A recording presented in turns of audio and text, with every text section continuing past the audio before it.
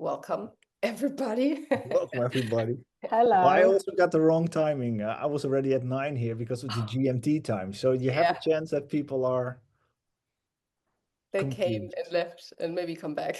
Yeah. Yeah. Well, anyway, welcome to everybody who's seeing this, either live or the recording. Here's the disclaimer: this will be recorded. If you don't want your face or your name showing, then please adjust the settings. I also don't give any legal or medical advice, even though I will be talking about stuff like that. And I'd like everybody to mute themselves because I'm going to be presenting for about 20-25 minutes. And after that, there's lots of time for Q's and A's. If you have any questions in between, you can just post them in the comment section and Magda will guide us through them. And I also received 3 questions from one person that we're going to reply at the end of this call. So first of all, thank you so much for being here, for taking the time. This is what it's really like to unschool. And yeah, first of all, I'm gonna just explain a little bit about myself so you know who I am. My name's Sylvia. I live in Madeira with my family, my husband. My daughters are 9 and 5, and they've never been to school or nursery. We've been unschooling since they've been born, basically. What unschool means, I'm going to go into that in a bit. But it's what we like to do is we like to keep things on the natural side. Like we had home births, very long periods of breastfeeding, just doing the gentle parenting thing, spending lots of time outside in nature. And I'm also the founder of A Place to Be, which is an up-and-coming unschooling neighborhood here in Madeira for families who raise fiat-proof kids. Because when my oldest daughter was around 5 or 6, I realized that, one, there were less kids around to play with her because they were all already in the institutions, either kindergarten or school. And 2, I wanted that my kids would have a similar upbringing to mine, which was also, my parents were really cool, very freedom-based, very on the natural side. I could just play outside because the neighborhood was safe. There were kids in every single house in this neighborhood. The only thing that I hated was school from first till the last day, 12 years of just not liking it. So I wanted this neighborhood with lots of kids to play with, but no school. So because I didn't find it and it didn't exist in Madeira and we knew then we were going to come and live here, I decided to build it myself. And yeah, Magda is part of it. Nick is coming to check it out in December. So I think the first question to ask is, what is unschooling? And to do that, I'm going to go briefly into history of humankind. And it all started when our ancestors were tribes living in harmony with nature, providing for themselves. The children learned by watching and imitating the elders. The man's role was to hunt, build, and protect, and the women's primary role was to nurture and gather and prepare food. So this is what you could call unschooling. It's living without school. Then further on, for many centuries, we settled and families lived in independent communities. Parents still worked for themselves, farming, crafting, healing, building, but each contributing something essential to the whole. Children still learn naturally by watching, playing, helping, and being part of the real life. There were also some sort of mentorships where kids would go to somebody and learn a skill from one person, like some who had lots of experience, who was like an expert in what they were doing. And again, this was kind of unschooling because living without schools means that you just learn by living, because learning is a byproduct of life. Then at some point in the 1800s, the Industrial Revolution broke up the community life. People left their land to work in factories. So men were taken out of the family equation for like 8 to 10 hours a day to work in factories. Children were taken out and were put into schools designed to train obedience, punctuality, and submission. And that completely suppressed creativity and autonomy. And it's not a secret this quote by Rockefeller says it all. I don't want a nation of thinkers, I want a nation of workers. And that's what he got, and it's still as it is today. Lots of workers and consumers and who just feed that system. At some point, women for many, like, I don't know, a couple hundred years, their incentive of being a mother had been taken away or had been broken. They weren't raising their own children, they weren't educating their own children. They felt lonely at home, so they wanted to work too. They wanted equality, equal rights, which the state welcomed because it meant more taxes for the state. So the state, the economy expanded while the villages disappeared. What replaced it was isolation, burnout, and a huge disconnect.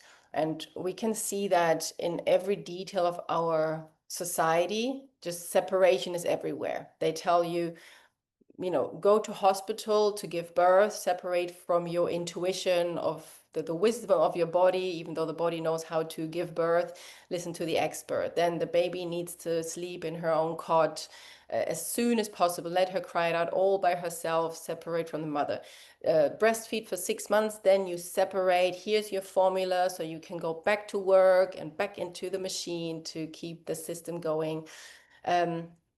Later on, it's kids go to childcare, which boomed also once women left their homes to work. In school, kids are being put into school, and there again, it's separation, segregated by age, like the most unnatural thing that you can imagine from what we can see, what our ancestors used to do. And even in science, we see the separation. They take one cell and do an experiment on that cell, and then they think they know what else is happening in whatever they're trying to look at, the body or something in nature. But it doesn't work that way. And even studies that are made on people, they're looking at people within our society, and then they say, this is how it is. And everybody believes this is normal, this is how it is. But it doesn't mean it's like this everywhere around the world, in other communities and other societies. It's not that way. But yeah, we're meant to believe the experts, and then things that become normal might not be natural and might not be good and healthy for us.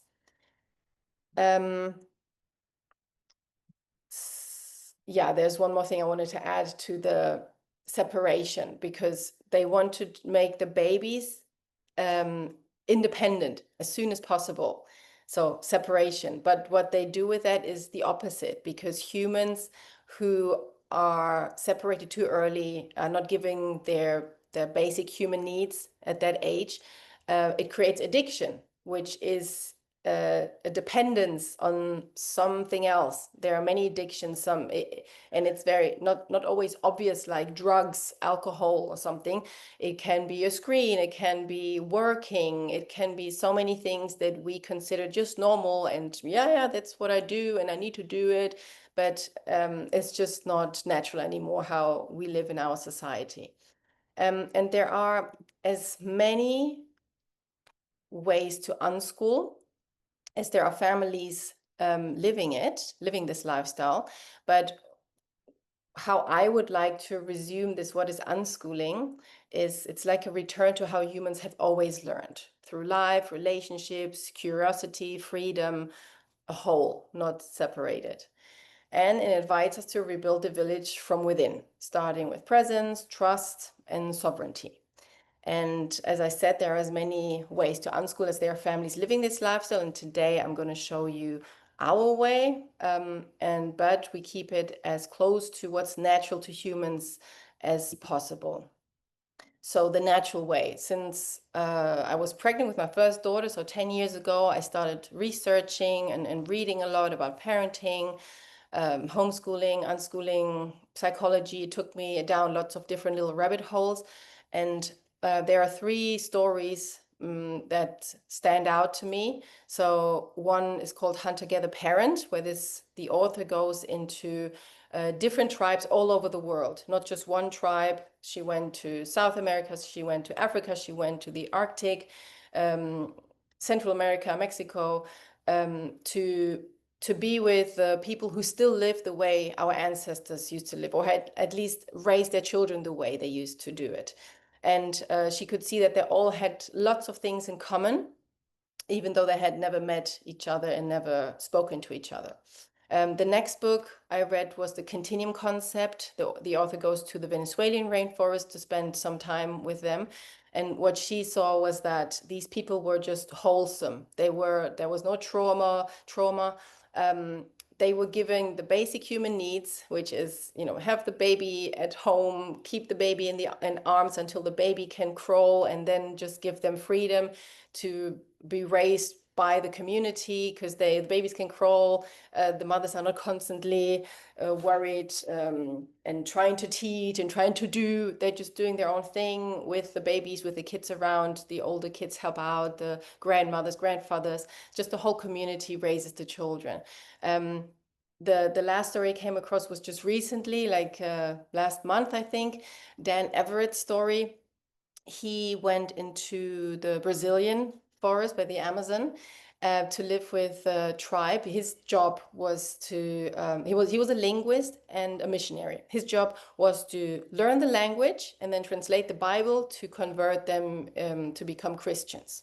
So he spent more than 20 years there. He brought his whole family there and learned the language, but the only person he converted was himself, because he saw that he tried to bring happiness to them. He tried to bring, teach them that you don't need to fear death because there's heaven and there's hell.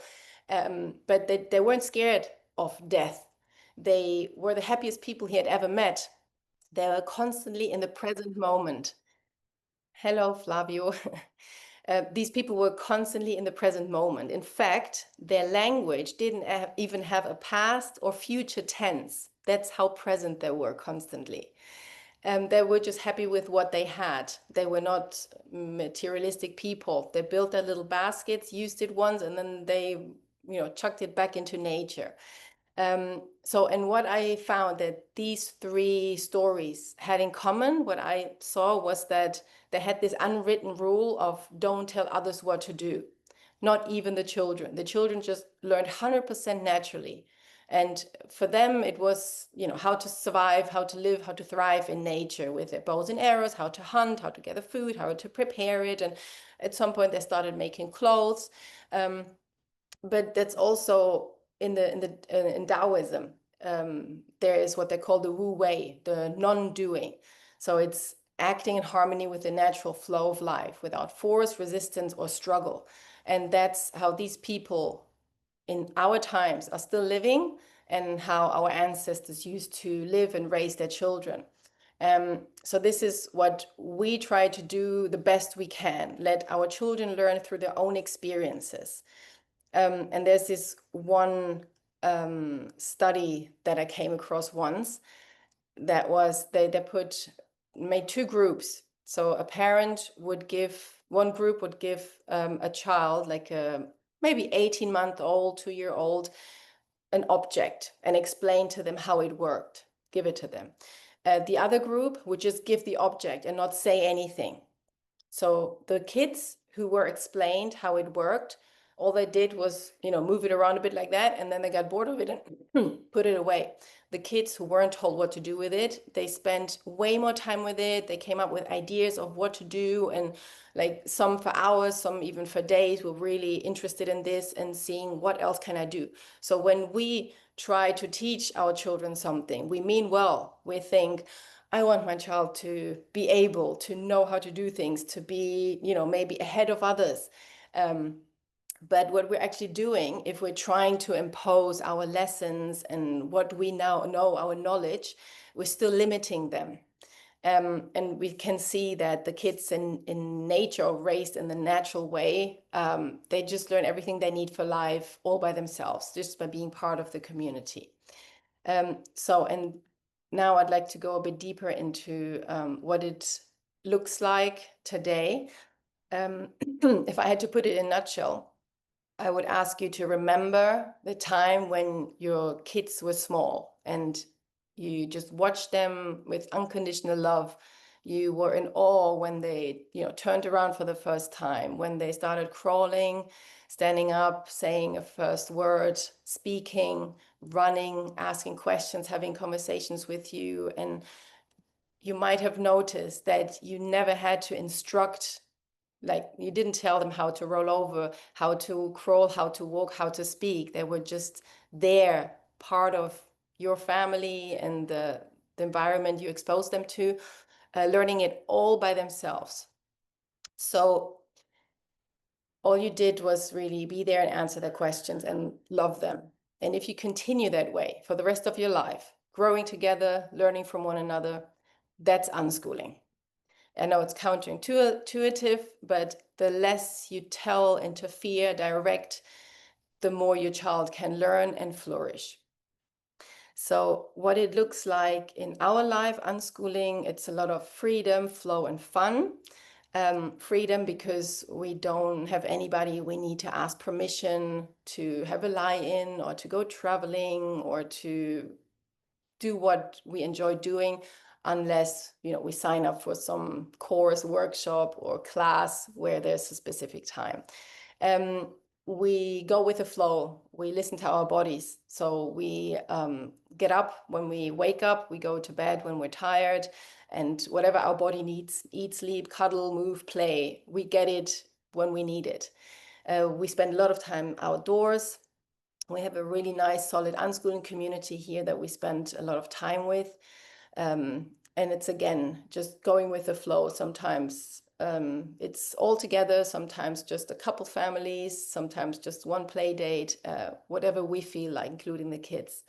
We also do a lot of workshops with or without our unschooling community, and we simply follow our hobbies and interests. And like for my girls, for example, it's horseback riding, singing, dancing, swimming, baking, cooking, animals in general, playing piano, doing experiments, just being active, like playing sports, and the list goes on. It's just really whatever they feel like. And I can see now, because my oldest daughter is 9. I've had 9 years now of observing how she learns, and my little one's 5, almost 6. Learning happens naturally. I swear I have never sat down with them to teach them 1 + 1 is 2, or this word is this, or that is that. It was all just answering their questions. And my 9-year-old, she's had her dog walking business for like 6 months now, a year now. She came up with that idea because she loves dogs. And through that, she improved her reading, which she also learned all by herself, just by asking since she was little. What does it say here? What's this letter? How do you write it? How do you spell this and that? So everywhere around you, you can see there are signs and posters and just words and letters. So it's very hard to keep children from learning how to read, because it's part of our lifestyle, part of our life. They see that I can text people, I can write letters, and they want to do that too. They want to be able to do that too. So at some point they will ask me either, how do I do this? Or it just happens naturally by pursuing another interest. For example, my 9-year-old daughter, she loves to sing. We have this app where they hear the tone of her voice and then tell her, that she can follow the melody, and then there is the lyrics. So she is practicing how to read while she is pursuing her singing passion. Same with numbers and maths.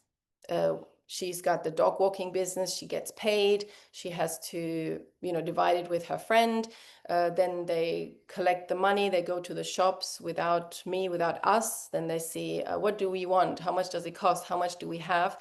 And this is where she learns how to calculate and maths. And specifically for a real life situation, not just memorizing things that she might need that further on. But I know now that she will learn things because either she loves it or she needs it in life. I can also see that they correct themselves, either grammar, like words, they say something and they say it wrong and I don't correct. And at some point, either they hear it often enough, or maybe another child corrects them, but not like an adult would do. Most adults who have been conditioned, who have had this negative experience of being told, no, that's wrong. You say it this way, or, just over and over again being corrected. It just lowers your self-esteem a bit, and it creates fear of making mistakes.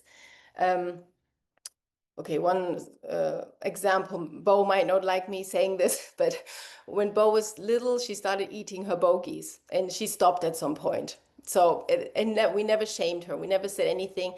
We're very, like, we make fun of each other, but everybody laughs, including the person who's being made fun of. So it wasn't a shame. It wasn't me explaining or anybody saying to her, you don't do that, or that's unhygienic or whatever. It was just her stopping it at some point. Same, I see that whatever we show them, this is what they copy. So if I stay calm, if I explain something, why I don't want it or why they shouldn't do this, maybe, this is the way they talk to their friends and to their sibling and to us as well. I can have a bad day and, lose my temper, say something stupid, and the next day at the latest, they're going to say the exact same thing to somebody else.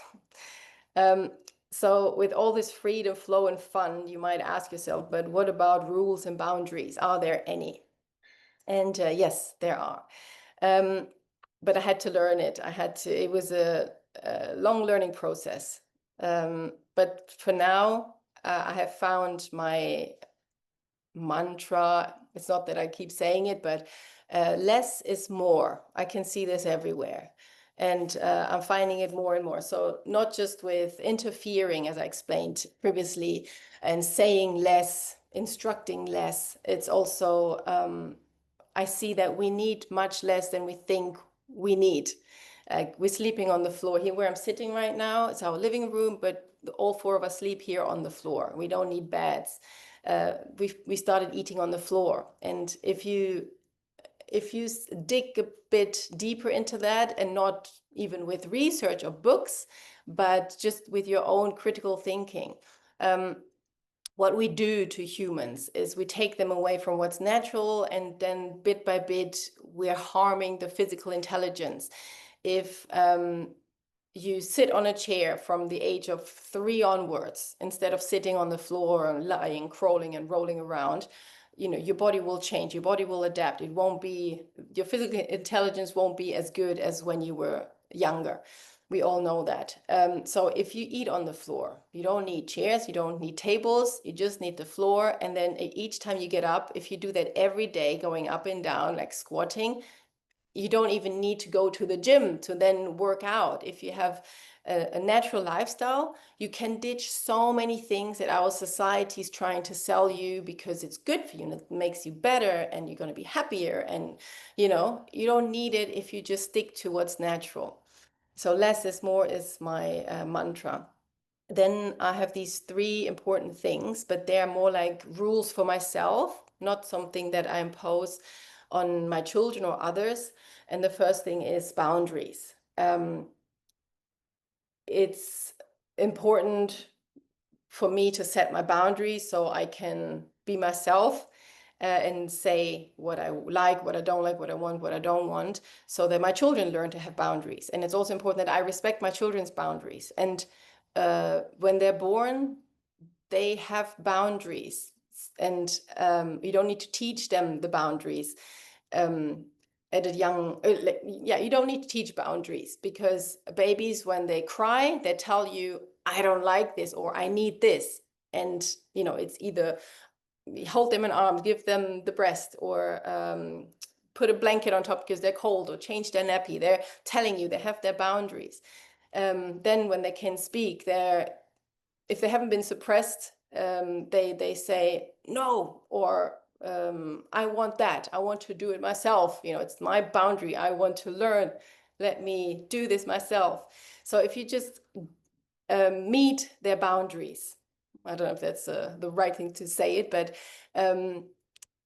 then they will learn much more, because if you respect them saying, I want to do it, and they all want to do it from the moment they can speak or they cannot speak, they go, like, I want to. If you let them, they learn it. They can be very competent at any age. And of course, if they say, no, I don't want that, or if you see, somebody's trying to hug them or kiss them, they don't want that, I think it's important to respect their boundaries and maybe sometimes step in. And then the third boundary is other people setting their boundaries towards my children. So it's not always me saying, stop doing that, you're bothering this person, or be quiet, or do this or do that, because that other person. I am not a mind reader. Like when we're by the pool and they're jumping in and splashing with water and screaming, either because they're happy or they're, angry.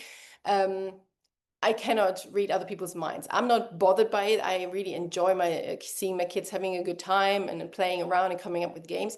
And how other people feel about that, I don't know. So if it's too loud for somebody, they can go tell it to my children. I have an eye out, if they splash somebody and they go like, it happened recently. I said, maybe go on the other side of the pool because you've been splashing this guy who's reading his book. So they just went to the other side, no problem. So this is the boundaries part. And then there are these 6 rules for myself. I'm not here to serve them, which for me is more like a boundary, but they pick up their own messes, they clean their own messes, they put their clothes away, they just, help in the household. I'm not here to do their things, because otherwise they won't learn to do it, or they learn it later, or it's just way too much for me, because it used to be that way. And then I set that boundary. I'm not here to serve them. And they do a lot in the household, and it works. It's more like a team effort than me being in charge of the household. Then the second rule is, I'm not here to entertain them. They play by themselves, or we play together. They come up with ideas. We have extremely limited screen time, like Friday evenings and Sunday mornings, where they can, watch some silly stuff, play some video games, and use it just for fun. In the week, yes, if they want to, practice piano or do something meaningful, let's call it that way, something to learn, anytime. But Fridays and Sundays are there for just whatever, any games and movies or series. You will never find me come up with any activities for them to keep them busy, to counteract their boredom. I think boredom is awesome. If they rarely say it, but when they say I'm bored, I don't say anything. I just say, okay. And they, 1 minute later, they invent something new to do and play with. Yeah, we don't use screens for entertainment except for Friday evenings and Sunday mornings. I'm also not here. My third rule is, I'm not here to solve their problems. If you don't do it for them, they do it themselves. And it's not so much that I say, you do this, but it's more just, if they have a problem, I don't immediately step in, or I don't step in unless they ask me for help. If they come and ask me for help and I'm, let's say, doing the dishes, I don't drop what I'm doing to go and solve their problem. I say, okay, once I'm done with this, I come and help you. And they have the choice to either wait for me or to try themselves. And most of the times they try themselves, and most of the times they get it done. So, and every time they solve a problem, no matter how small it is, it has this exponential growth effect, because they ask less and less. They just know, I've done it so many times, I can do this, or I can at least try. And they see that if they try, there's not a problem if they can't do it. I sometimes even say no when they ask me, can you do this? Can you help me with that? They say, no, you can do that yourself. Because there's this saying, tough times create tough men create good times create weak men create tough times. And I think we live in extremely good times. Life is so easy, but I don't want to make it any easier for them. I'm not trying to make it particularly hard for them, but I'm not going to go out of my way to solve their problems and buy stuff that they say would make our lives even more easy or better. No, whatever we have at home, we do what we can with what we have. And this keeps the mind really sharp, how can I do this? Well, where's the solution? What can I use here to do this? I don't need to buy anything. Where was I? That was the life's easy. Yes. Shelter, self, yes. Okay. Then I'm also not here to shelter them from making mistakes, because that's the best learning opportunity. They make mistakes. Even if I see it coming, I don't keep them from doing it. There are some minor exceptions, like yesterday, Bo wanted to buy herself a skirt. So we went to the shop, and it had been raining. There were lots of puddles. She was in her flip-flops, and she said, oh, a puddle, I'm going to walk right through it. And all I said was, if you walk through it and you put try skirts on, you're going to get them dirty. And she said, oh, yeah, you're right. And she didn't do it. So it wasn't me saying, no, don't, or are you crazy, or whatever. It was really just making this, bringing this little bit of awareness to her, so these people wouldn't have dirty skirts that they might not be able to sell. Other than that, I like seeing them making mistakes, and just, again, seeing how in that moment when I don't get annoyed, angry, or whatever, upset, that there's another kind of win within them where they see it's okay to make mistakes and they learn from it. I'm also not here to save them from strong feelings. Something I don't do is distract them when they're sad or angry. I just let them feel the emotion until it passes. I hold them if they want me to hold them, but I'm not talking at them trying to solve a problem, or trying to make them feel better with my words. And it's really just hold them when they're fearful, or scared, sad, angry, and let it pass. I would never, here's a phone, don't be sad, or here's a lolly, don't be sad, or look at that, what's over there, to keep them from being angry or whatever. Just let them feel it and be there. And then the last one is, I try not to,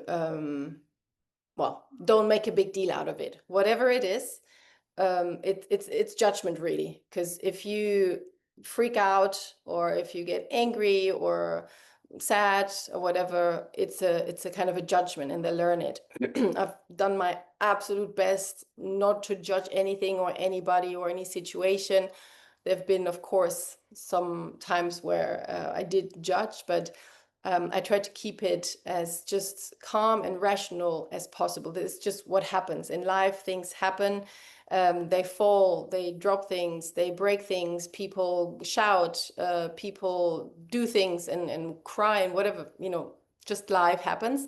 But I try not to judge it and not make a big deal out of it, because this is what they learn. If they can just see things for what they are, stay calm, it's way easier to act and not react from the condition that I would have instilled with all these judgments. And then this was the second part of these rules for me. So the third part is the most crucial, the most important, and it's the internal work that I do myself and my husband does, and take responsibility for our conditioning. Because whether we like it or not, we all have been raised within or by the system, and our parents have, and our grandparents probably too. So there's a long line of conditioning where we have been punished and rewarded, and we have been shouted at, and we have been applauded by somebody, and it has created this conditioning where we fear mistakes and we seek other people's approval. And this internal work is the most important thing for my children to be able to grow up as themselves as much as possible, in touch with their intuition, physical intelligence strong, and just free, as free human beings, also mentally free, and not filled with lots of beliefs. So unschooling is not so much about the kids, it's more about us. Because to be able to not interfere, it takes a lot of observing your own conditioning to let them be. And it's not so much about knowing what to do with kids or for them.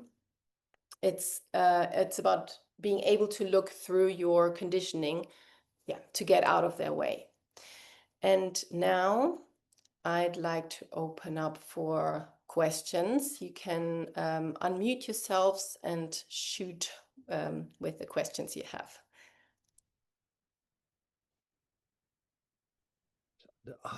And I can move again. Yeah, I got, of course, I got a couple of questions, but that's a good thing, maybe. Well, you talked a lot about flow, and you go with the flow and wherever and how it takes you. How do you see it, for example? Do you divide with you and Rob in this case, days that you have when you need to work? For example, I work 4 or 5 days a week, stuck behind this great MacBook screen, unfortunately. And my wife is doing it alone, so you have less flexibility to stay in a flow. So you need a certain structure. So how do you deal with that? Yeah, I mean, Rob is also working online from home. We see him quite often. And he stepped in like a year, 2 years ago. He kind of, started doing more with us because in the beginning it was just me and the girls. And um, yeah, being out, it's that, like, to be able to meet everybody's wants and needs, because we were three, like Lima, Bo, and me. um that's the thing. You need to go with the flow to be able, it sounds so weird. It's this woo way of non-doing, the doing without doing. It's then there's lots of examples, like teach without teaching, give without giving. And I know we've heard them, but we might not truly understand them.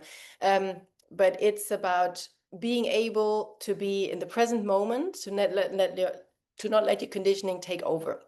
So if one of them, we had that so often all those years, one wants to go to the playground, the other one wants to see her friend. I don't know.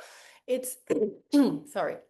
It's about finding a compromise. It's about speaking together, not just me being the one putting a structure and rules in, like, okay, here's the solution, let's do it this way. It's about sitting there patiently and communicating and seeing, okay, how can we all get what we need right now or today? So if you want to go to the playground and I need to go shopping and Bo wants to see her friend, how do we do this? And I involve them. We just sit together and talk together until we have found a solution, a way to do it. And it's not always easy, and I must have lost my shit a few times, but it is possible. And that's always what it comes back to, is to this, watch your behavior. It's if I start getting nervous or like, oh, but I have just very little time, I need to watch my behavior, because most of the time reminding myself that it's probably not an emergency helps, and it's just my conditioning kicking in. Like whenever we get out of the flow, it's because our conditioning has kicked in. Whenever we get upset, unless some tiger is standing in front of you, you need to run for your life and you get scared, of course, be scared. If somebody punches you in the face out of the blue, yes, I understand if you get angry and punch them back, and so on. If somebody dies, yes. But most of the time, when it's moments with your kids or your spouse or whoever is around, and you get out of the flow, it's because your conditioning has kicked in. And the only thing that you can really do is watch your conditioning. So what we do most of the time, Rob and I, is really just, okay, pause a moment and maybe just feel it, like whatever you feel. I'm getting angry, and just feel it. Being aware that this is just conditioning. This is an old behavior. This is something that I experienced as a little kid, very little kid, but I'm feeling it right now. Because if all four of us watched the same scenario play out, we all would think and feel differently about it, because of our conditioning, because of what we have learned. So, Magda couldn't come and say, calm down, Sylvia, there's nothing wrong here. Like, why are you so upset? It wouldn't really work. I would have to kind of go back to, okay, I hold my inner child. It's okay. It's fine. This is old stuff, has nothing to do with my kids now, I don't know, freaking out or whatever. So yeah, it's always like most of the time, what helps is just pause and watch your behavior. And then you come back to the flow, to the present moment, to be able to act and not react. And yeah, structure, I don't think there should be any fixed rules. Um, you can't have rules in a flow, because every person, every dynamic, every situation is different. And if you're in the flow, if you can watch your behavior, it's easier to know what to do. And your energy goes out to your children. They still need you to show them to, they need to feel safe within your presence. And if you get all anxious and worried and upset because things are going well, they will pick up on it. So the more you can Yeah. watch your own behavior and stay calm, stay in the flow, the more your children can stay calm and stay in the flow. And it's Yeah. not like a one time, you swallow the pill and your conditioning is gone, you're in the flow forever. It takes time, observing. Yeah, I realized. And structure there's nothing against structure, but I think it's more like for us, we have a little bit, you will be able to find a bit of structure in our life. Like there are these like 2-3 times a week where we always have the same things and we look forward to them. And other times it's the time in between is very like, okay, do we do? They play or we do something together, or we cook. And you will find some structure even though we don't have fixed meal times or fixed bed times. Yeah. Thanks. You're welcome.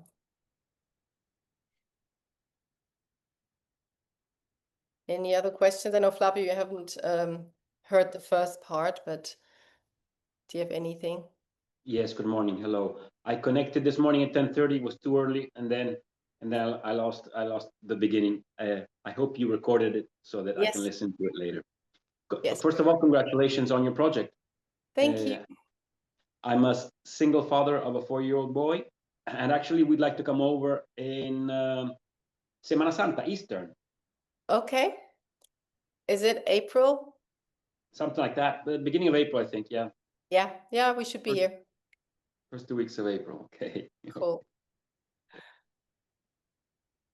Yeah, if you have, Nick, do you have any other questions? Well, yeah, an interesting thing is our youngest. We have a girl and a boy. So girl, next month she'll be 7, and our boy is about 3.5. And they're opposites, which is awesome and sometimes not, um, as you can imagine. Well, I see that he and his mom they have an ongoing battle. I think because they look a lot alike, and my wife had a lot of childhood trauma that she needs to deal with, really heavy ones. And I can see that non-stop reflect. So he can often get into a shouting, screaming, crying mode. It's like all hell breaks loose. And you said, well, let them just go, use their emotions. I do that a lot with my daughter, which is easier to do. But with him, he gets into a frenzy.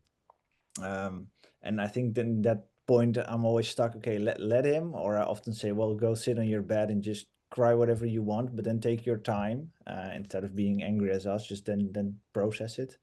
Um, have you had those kind of cases, and how did you deal with those ones?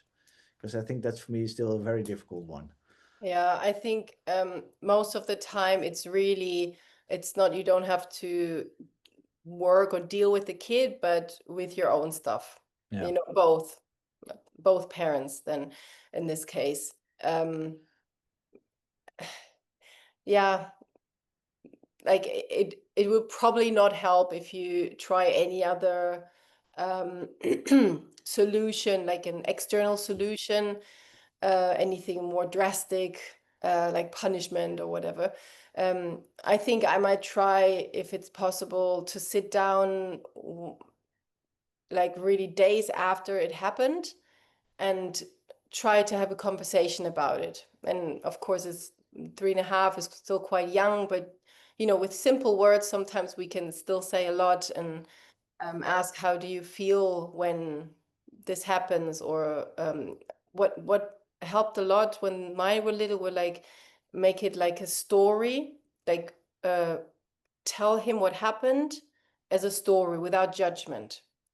Like your sister took your toy, like one day your sister took your toy, and then this and that happened, and you started screaming, and don't make it like you started screaming, and but just like very neutral and very neutral tone, so he sees there's no judgment in it, and maybe then he can tell you. It worked for mine when they were smaller. I Yeah. haven't done this for a while, but that worked for us. Yeah, that's also the thing that I try, Mm. because then often I step in or I stop my work if I hear it downstairs, and then I go downstairs, I sit or at the same level and just talk neutral. And he now has a couple of monsters, pillow, fluffy, plushy monsters, and each color is an emotion. So then I'm saying you put the red one away, which is the angry one, but I see that you're really angry, so you want it, so you can be it, and then that also gets him out of flow. Like, no, no, I'm done with it. So, but still, Okay. it's a difficult process. So Yeah. good to hear that that ain't easy. Yeah, no, it's not a like one-time solution, but I think most No, it's an internal job, um, because what we're most scared of is what life presents us. It's almost like here's your chance to resolve it. Here's your chance to look at it.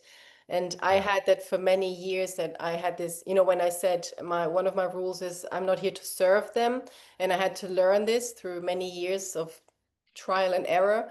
um, I would be constantly kind of on edge. Um, oh, they're gonna ask me for something, and I'm gonna have to do this. And it was constantly, and I would wake up and I would think, I really want to get up, but I'm gonna wake her and she's gonna start screaming. And it was all like tiptoeing around them because I was scared that, I have to serve them. I had that within me, and I know where it comes from because my mom is just, you know, she does this and all day and from all the years that I've known her.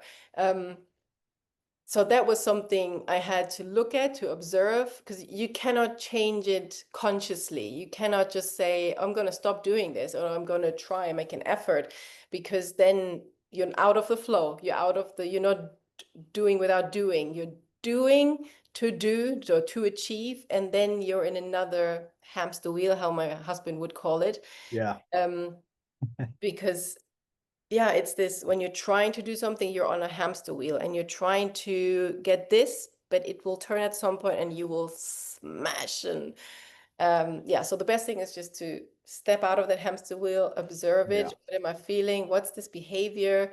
Maybe where is it coming from? You could see your dad or your mom's behavior. But it's really most of the time when you can get to know your behaviors, your children will also change. Because if you or your wife are yeah, scared that he's gonna have a meltdown again, it's more likely to happen. yeah. You tracked it. Yeah, Yes. exactly. Yeah, I'm using Rob's 5 hamster wheels a lot, so they're helpful. Cool. Thanks. Mhm. You're welcome. Okay. I'm gonna read out some questions from Michelle, who sent her questions in. So I have 3 children, age 6, 4, and 16 months. Most of my daily attention is on the toddler, and a lot of what we do as a family has to cater to the youngest age. My concern is that my limited time and attention could lack the ability to foster or facilitate my eldest daughter's learning. We are at a stage where the older 2 girls are playing nicely until the gate crasher toddler arrives and destroys all their games / crafts, etc. I do worry a lot of days could turn into toddler damage control if the eldest wasn't at school. So that's our first question. What do you guys think?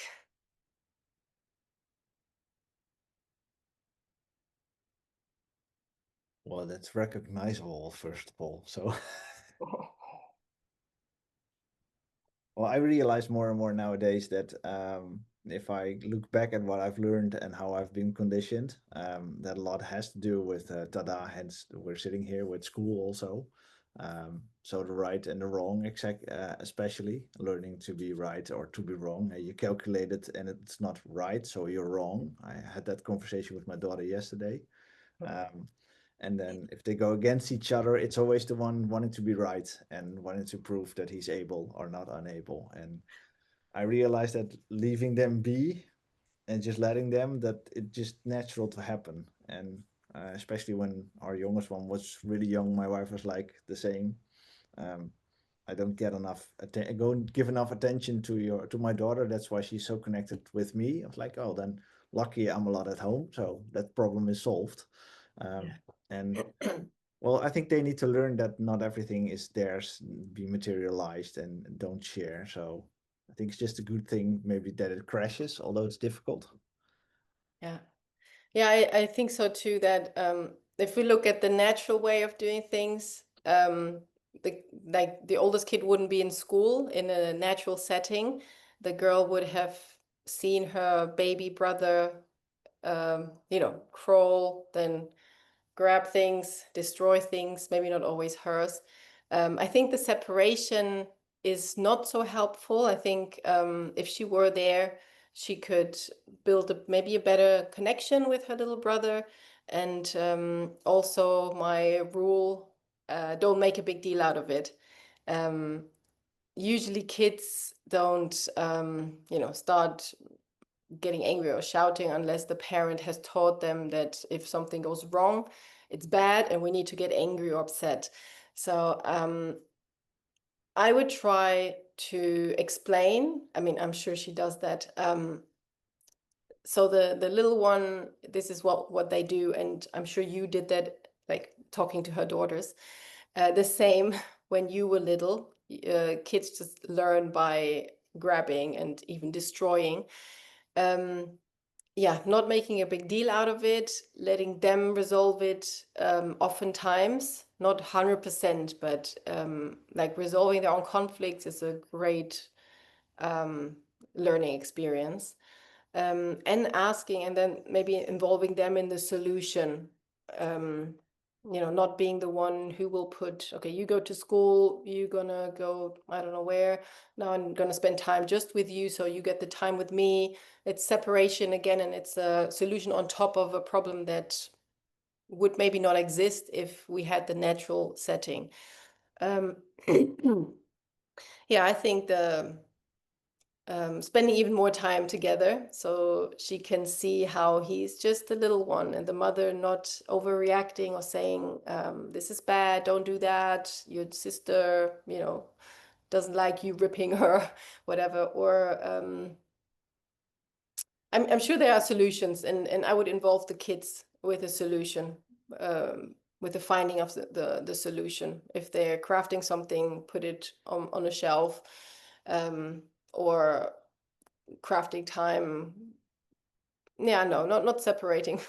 Like I was gonna say, crafting time could happen when he's asleep or something, but that's again like trying to find a solution on top of a problem that wouldn't be there if like I'd like to address the root cause of the problem, because then you don't need all these solutions, like school, like send her away so your brother can just be himself. Yeah, I think coming together is important, and stopping the separation. That's what I would say. Anything else you want to add? No? Okay, so next one.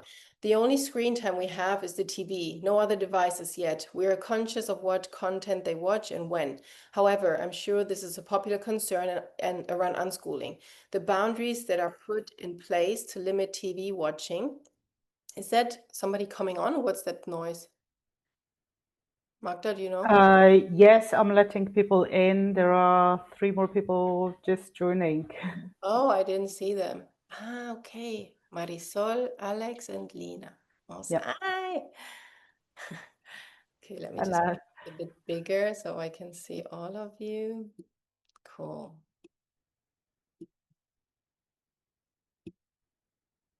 Okay.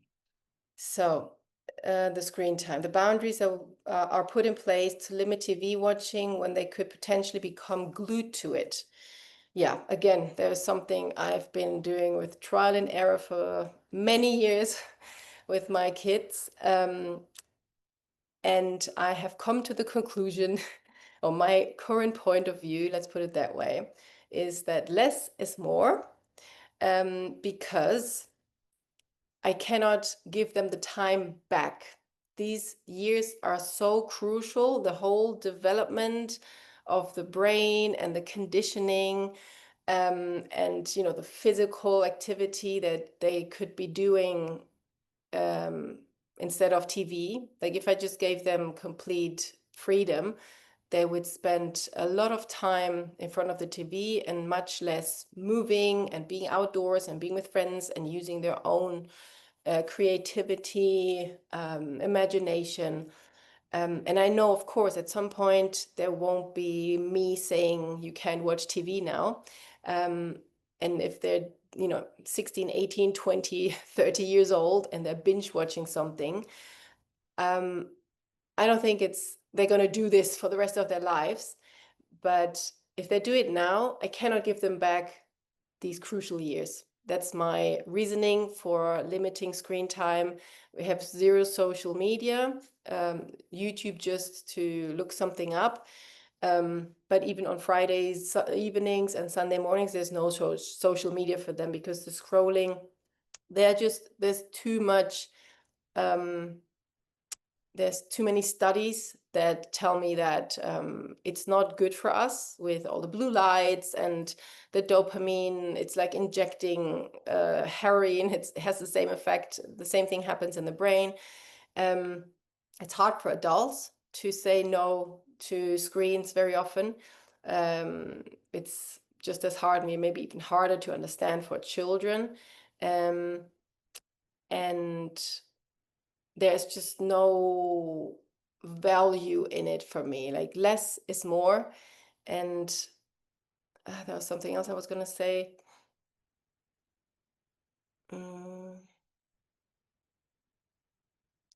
What was it? I don't know. I might get back into this. What were your takes on screens here?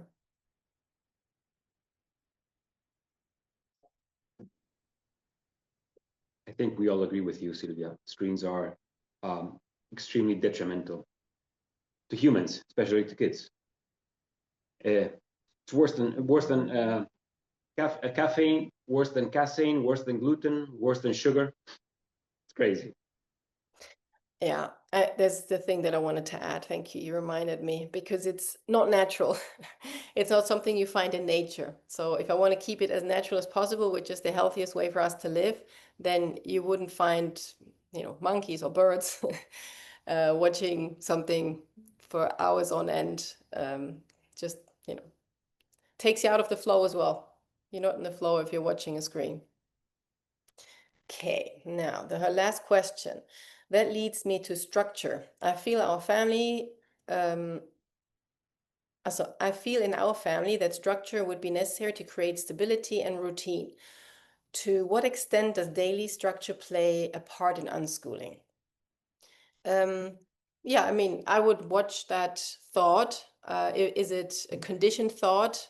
I think most likely it is, because the parents probably put structure in her life or in the family's life. We all grew up with the structure of school, like get up at 7, go to school at 8, come back, eat, now homework, now, whatever, sports, play, whatever. We all grew up. So I think we definitely need to look at that behavior. Where does this come from? Do I need structure, or is this just conditioning? And structure can or will occur naturally within a family. There must be some structure, otherwise it would be mayhem. And our life is not mayhem, it's very nice. We're 4 people, and we managed to have a vague structure in the day. And as I said, it's mainly about what is everybody's interest. I do jujitsu 3 times a week, and I do my other exercise 3 times a week. Then my children have their horseback riding, and we have the beach meetup with the unschooling group, and we have this on that day, and everybody likes it. It's fine. Like when I go to jujitsu, they stay at home or with friends. But there is a bit of a structure without anybody ruling over the structure, without anybody saying this is how it has to be and you are too wild, you need some structure now. I think, you know, children, they're so in touch with their instincts, their physical intelligence. I do anything to not harm that, and I would try not to impose a structure too much. Just see, you know, go with the flow and a structure will occur. So these were the 3 questions from Michelle. Are there any more questions here?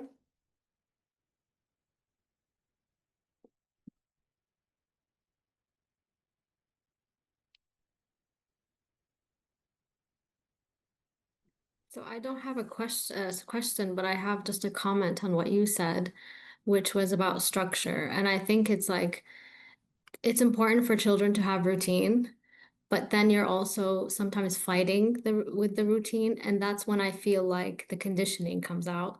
Because if you're all out, it's a late night, everybody's having fun, and you're like, no, now we have to go home now. And it's just, it doesn't feel natural.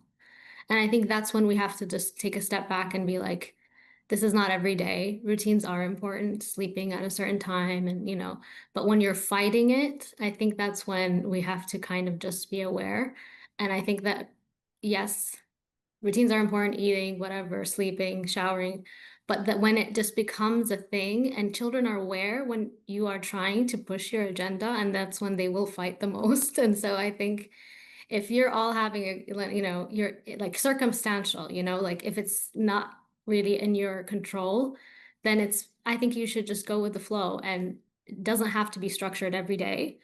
But sorry, routine. I don't like the word structure because they do look forward to it. Like my little boy, he will come to me and he'll be like, okay, I want to sleep now. And so he understands the cues, but when we're out and it's not a natural time for, like, it's not a normal circumstances, then I feel like we're fighting here. And that's when I take a step back. Mm-hmm. Yeah, that's a nice way to put it. Thank you.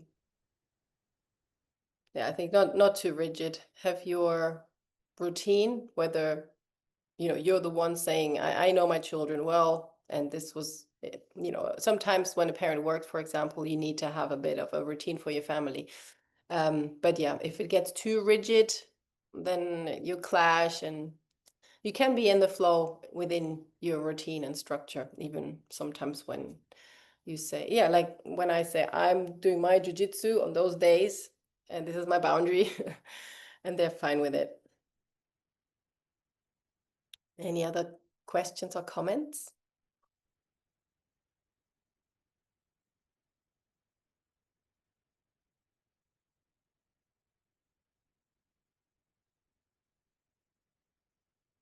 Okay.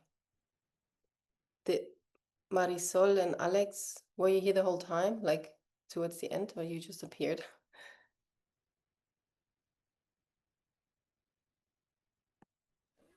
It's all being recorded from the very beginning. There are people coming in later, so no worries. You will be able to see everything from the very, listen to it from the very beginning as well. Yes. Yes, Sylvia, I have a question. Mm-hmm. Regarding the unschooling group, which you meet daily or weekly, could people from outside come and join for the Yes. days that we're there? Yes, this is our unschooling community is people from all over the island, not all part of a place to be, but we meet regularly. And then, you know, specific events, whoever wants to join for activities. But yeah, anybody can join if they want to. All right, all right. Will we? Do you have places that we can sleep in a place to be, or should we look for accommodation elsewhere? Yeah, we don't have accommodations yet. We're not in that phase yet. We haven't started building. We haven't even handed in the design because everything takes so much longer than we thought. But in next year sometime, we will start building, hopefully, and then we can have people over. What I could imagine, maybe camping at some point. But yeah, at the moment, we don't have that option. All right. Do you use the land right now or not yet? Is the land what? Sorry? Do you use it? Do you go to the land, to the property? Do you have Yeah. any activities there or? Yeah, not regularly. Now, 1st of November, the barbecue season starts because we're allowed to do fires again. So we're gonna have a big gathering there to yeah, just come together and grill some meat. And then we will probably do that again and again. We don't do this weekly or so. But we're planning some other activities now and again. I'm also we'll probably be able to get animals on the land long before we get building permission, and then I can imagine us going there like a few times a week.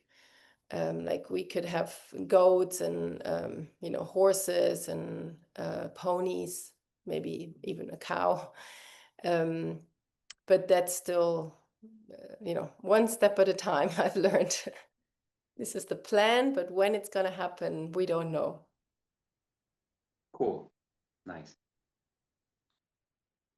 But it's a nice big piece of land, and we have a nice big trampoline there. And now that we'll be able to do fires, we're going to gather more regularly again. Yeah, we want to gather the kids and get an expert in building a structure with either bamboo or cane. Either just a little one for them to play, or maybe even a shelter for the horses that we're trying to get there now. I think it's a beautiful project. Yes. Thank you.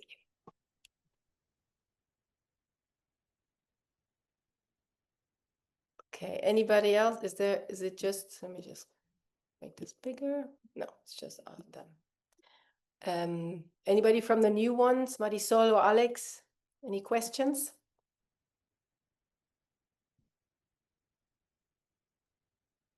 No, thank you. I think I have to watch all the class. So, Okay. thank you very much. I have really enjoyed everything that I heard now.